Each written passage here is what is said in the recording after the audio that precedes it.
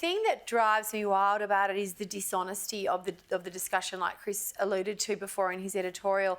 It's the dishonesty. It is the absolute shameful way in which this narrative is being, perpetrated by sections of the media. And I had a bit of a giggle, like an ironic giggle at the ABC, finally catching up to what everybody else knows because we're living it. I mean, this is the mob that's going on strike for an 18% pay rise. We might get to them in a moment. For having the lowest ratings in history in Victoria. But you're right. The government's out there pretending that all their renewables push is delivering the cheapest form of power. They keep saying it's doing the opposite. Yeah. It's creating this crisis. In fact, let's have a look. I spoke earlier to Ted O'Brien, who's the Shadow Climate and Energy Minister for the Coalition. I talked about that issue. Let's have a look at what he had to say and come back to it.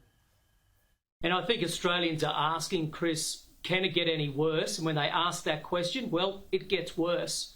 I mean, look at the winter ahead, that they are being told that their power bills, which are already skyrocketing, are going to go up at least 20%. For those in Victoria, over 30%.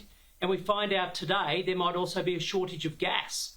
So, often we lament saying, well, hang on, particularly senior citizens are weighing up, do they heat or eat? But I tell you what, if there's no gas, well, they won't have any heating. They won't be able to eat either. They won't be able to cook on their stove. I mean, this is going from bad to worse.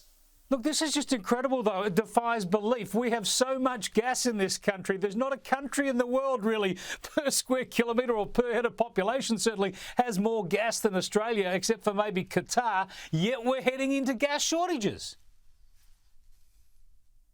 And every expert has been saying it. And this is the thing that just baffles me. The government has been told from the get-go, supply, supply, supply, supply. I mean, how many times do people have to say it? Yet, whether it be through their budget mechanisms, whether it be through what they push through Parliament, everything is aimed at suffocating supply. And if you cut down supply, two things happen. Prices go up and you risk running out. This is now coming to a head. Now, hopefully the weather is kind. But that's what it's come down to, Chris. Australians are now going to be hoping to God that winter doesn't bite too much, because if it does, then the operator itself is saying we're in deep trouble. Yeah, we need warm winters so we don't run out of gas, and we need cool summers so we don't run out of electricity. So far, we have been lucky. But you said something today on radio that I must admit sounded familiar, because I've been saying this for a long, long while, and it was good to hear it put into the public political debate. And that is, this does not just make us poorer as a nation. It doesn't just hurt small businesses and families. It also makes us a weaker country. It sure does, Chris. And look, my heart goes out to the people who are going to be hurt most in the short term on this. But if you take a bigger picture view, this makes Australia a far weaker nation. Weaker because energy underpins our entire economy, our industry, our sovereign capability. And with all the challenges in the Indo-Pacific coming up, the last thing we need as a country is to become weaker and poorer. But that's precisely what is happening under Labor's suite of policies on energy. Therefore, we've got to make the logical step as soon as possible and go to a domestic nuclear energy system industry, don't we? We have the resources. We know we need to get the know-how for our submarines. Yet Chris Bowen and others keep pretending that nuclear is too expensive. One of the reasons he says it's too expensive is because we don't have the expertise. Brainwave, get the expertise.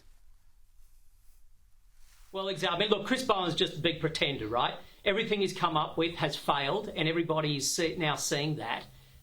When it comes to nuclear, I mean, you can't say on one hand that nuclear reactors are fine in Australia to help with the health sector, as we have for nearly 70 years. Now we're saying that nuclear reactors are fine for our defence sector through AUKUS, but hang on, we can't even contemplate it for energy. I mean, this is the hypocrisy that we're dealing with.